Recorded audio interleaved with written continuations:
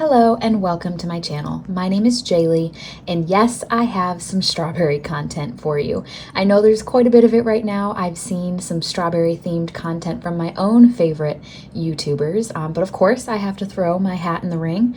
And this is what happens when you follow people who eat with the seasons. Strawberries are in season right now where we are, and there really is nothing better than fresh farm grown strawberries. I mean, they're just very, very special. I'm sure you've heard it said by other people that homegrown or even farm grown strawberries are nothing like the strawberries that you purchase in the grocery store, but it's true. The grocery store strawberries are picked before they are fresh, fully ripe on the vine. And the inside is often white, which means it has not fully ripened and is therefore not at its peak flavor. But these strawberries that we are picking today are just outrageously flavorful. I brought a bowl over for my parents to enjoy, and when my mom took a bite, she said, "That's as sweet as candy." And she's right. I mean, just so delicious. I do also want to mention that it's okay not to do it all yourself. I don't have the capacity to grow the amount of strawberries that you're going to see me purchase today on my own small suburban property at this time. And so instead of going without, I'm going to support other local growers who are doing what I cannot currently do. It supports them as a family, it supports my community, it supports the local food system where I live, and I'm completely happy with that. If it's not something that I can grow myself, I'm very happy to support somebody else who is growing it. And later in this video, I do have some strawberry related kitchen activities that we're going to do together. But for the first half of this video, I'm going to take you through the store these strawberry fields belong to. If you are in the Western New York area, this place is called Herd Orchard. Family owned for over 200 years, this store was one of the most beautiful I've ever been in. Bouquets of fresh flowers tucked within the displays. You could really feel the love and pride as you explore both the store as well as the gardens outside and the 200-year-old event barn. So sit back, relax, and come with me as we explore this beautiful farm store.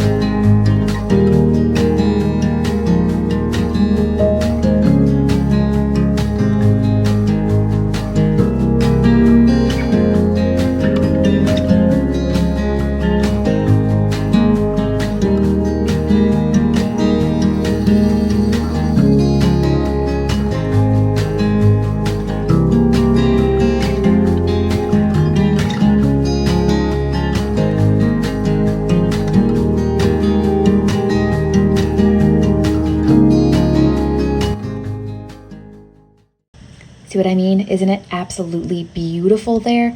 I'm so glad that I know now that this exists, and I will definitely be back in the future. I'm working on developing my filming skills when it comes to getting B-roll footage. That's basically what all of that just was. It's just kind of footage from behind the camera looking out at something.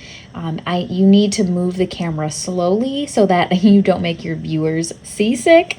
And also just working on developing kind of my artistic eye for, I don't know, just how I film. I'm working on that. So hopefully you enjoyed that. And as I continue to shoot more footage like that, I'll get better and better at it. But I could not go without including that in this video because wow, it was just beautiful there. All right, so moving on, the rest of this video is going to be making a strawberry shortcake. I have no cake baking experience at all, but I knew having these beautiful, beautiful strawberries that I wanted to create something beautiful with them. And spoiler alert, we do. I'm not going to take you through the recipe in this video. I will have the recipe that I used linked down in the description. You're absolutely welcome to try it out. That recipe is a 3-tiered strawberry shortcake. I end up making it a 2-tiered cake because Tom does not like strawberries, but I wanted him to still have some cake, so I made him his own little separate cake just using the whipped cream, and it was delicious. And I ended up having my parents and my sister over, and we enjoyed this cake together the next morning. And it was very, very lovely. I'm so glad that I made it. Again, I'm not going to take you through the recipe. Instead, while I am making this cake, I will periodically stop to point something out to you. But for the most part, we are going to talk about joy. We're going to talk about finding joy in your day-to-day. This is something that I've been journaling a lot about. It's something that I've been thinking a lot about because as homemakers, or if you are a mother, or if you are running a farm, kind of anything that falls under the purview of this genre of content, it can get very mundane because we're doing a lot of the same things over and over again. In this case, we're in the kitchen and we're doing some baking. I also do a lot of cooking. I provide my family all of our meals, mostly. I'd say like 95% of our meals, including snacks and whatnot, I make. And that can get really mundane. Worse, sometimes you can start to feel a little resentful, and we definitely don't want that. And so I just want to talk a little bit about finding joy in these things, how to and why it's important that we should. Also, my sweet husband, Tom, makes a brief appearance in this video. And as I was doing the first edit of this, before doing the voiceover, I already knew that I wanted to talk about joy, but seeing him pop up in the video kind of validated that for me because it reminds me why I do what I do. Being joyful is not just for me, it's for those that are around me.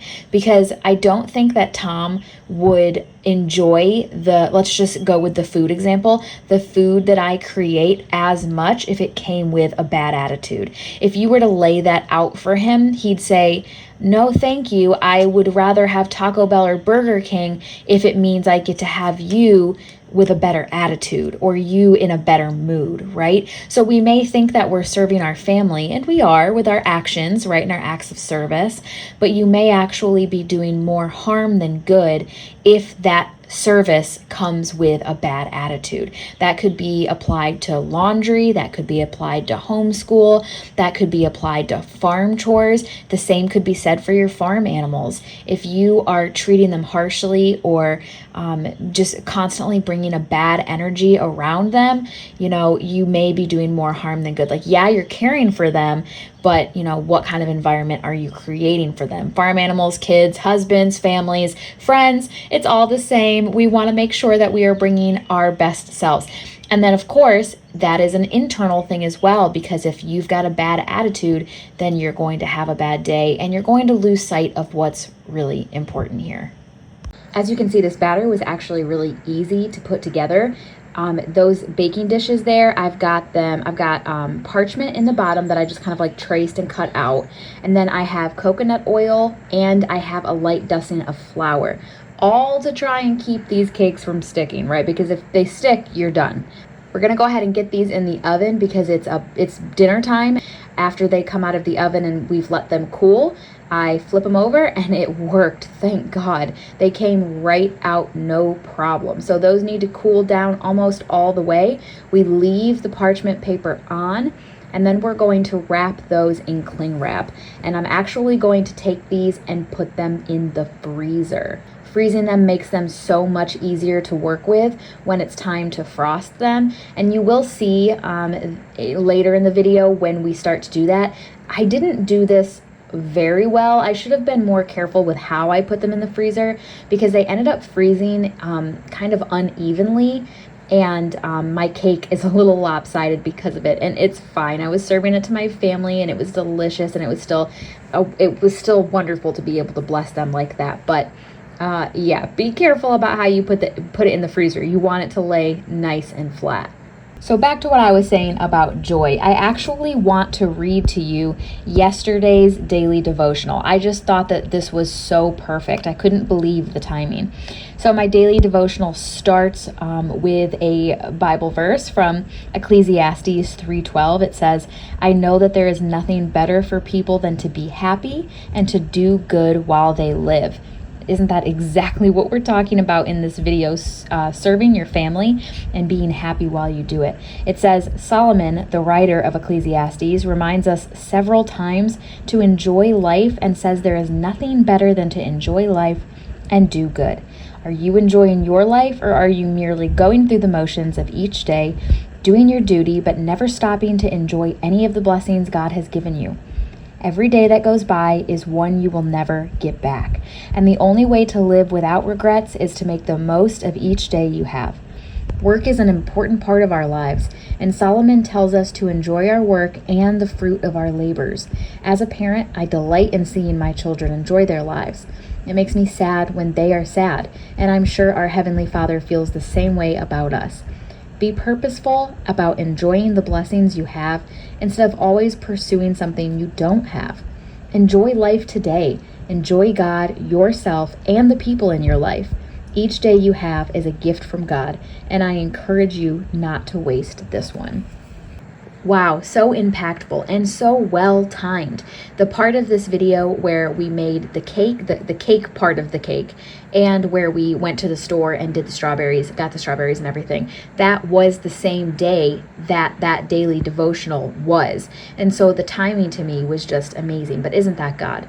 But I just couldn't believe how beautifully it matched, because this is something that I'm sure anybody who is watching this can relate to, because it's so easy to get frustrated or to be annoyed or feel inconvenienced by the work that we have to do. Sometimes not, right? Like me making this strawberry shortcake, this is something that I chose to do. I wanted to make this. So it did not feel like a chore. It did not feel inconvenient.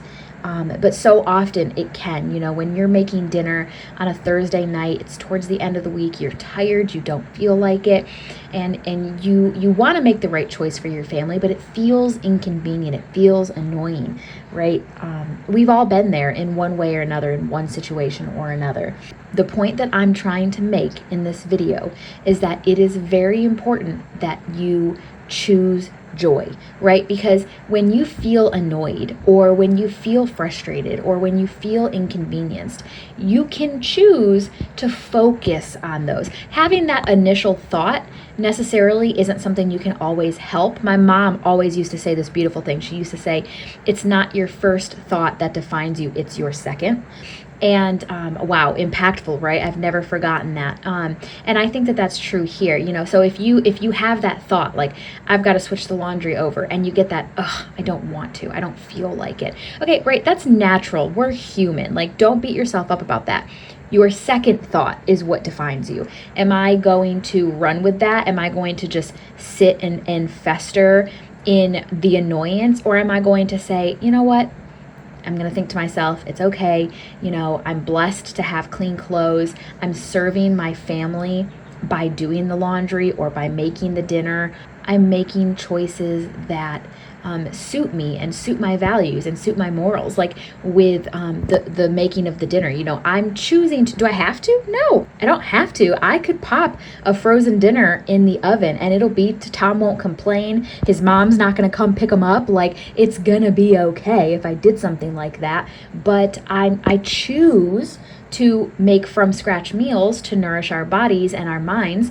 And so that's a conviction that I have. So I remind myself of that. Like, no, yes, this is more work. I realize that, but this is my choice. I'm choosing to do this. And even if there are things that necessarily you wouldn't choose if you had the choice, like, I don't know, maybe laundry or by doing some nasty chore or something, you're still serving your family. So there's always some other thought process that you could adopt if you chose to. But anyway, as I was saying, I just really want to encourage you to work on, I guess, perspective, and actually really trying to control your thoughts. And this is something I'm sure we'll talk about in the future for other reasons, because controlling your thoughts is huge. And whether you're a Christian or not, we all have the power to control our thoughts. I used to just, I didn't know this, and so I used to just let my mind run wild with whatever thought first came to me. And I would wonder why I'm so stressed out, or, why am I feeling so negative? Why am I feeling so anxious? Well, it's because I'm letting whatever scenario enter my brain just run away, and it stresses me out. And so I've been practicing, it's taken time to, no, I'll stop myself mid train of thought and be like, nope, we're not thinking about this. And I just don't think about it anymore. And the same can be said for changing how you're thinking. Like if you're thinking very negatively, if you're thinking pessimistically, you can actually stop and choose gratitude. Like you could choose gratitude, for example. You could go, okay, I'm going to think about 5 things that I'm thankful for. You could think about, in a similar vein, you could choose praise. You could stop that negative line of thinking and think, I'm going to praise God, worship God in this moment for this, that, or the other thing, what he's done, biblical truths, something personal to me. You could simply redirect your thoughts and think about your to-do list. I mean, there are so many different ways that you could redirect your thoughts so that you aren't thinking the negative thoughts that are, assailing you. I want to pause really quickly here because look at my lopsided cake. And I know it's lopsided, but what are you going to do at this point? These cake layers are frozen. You just saw me try to straighten it out and it didn't really straighten out. And so I'm like, okay, I've accepted my fate at this point. I know my cake is a little lopsided and that's okay.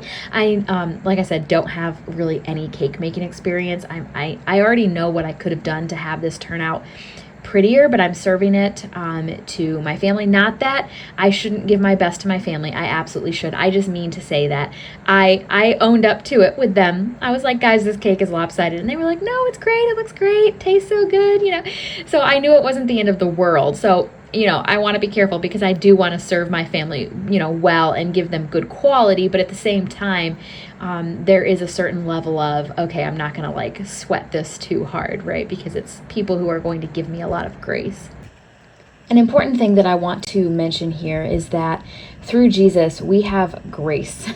And thank God for that because, I love this message that I'm sharing with you. I think it's a great one. I think it's very important. As homemakers, homesteaders, farmers, whatever you, gardeners, mothers, whatever category you consider yourself, I think that this message is great, trying to have joy, redirecting your thoughts, not letting yourself get carried away with negative thinking and feeling. That's all so wonderful, but we are not always going to succeed. We're not always going to succeed. And so it's so very important that you have grace with yourself. And you have grace with yourself because God has grace with you.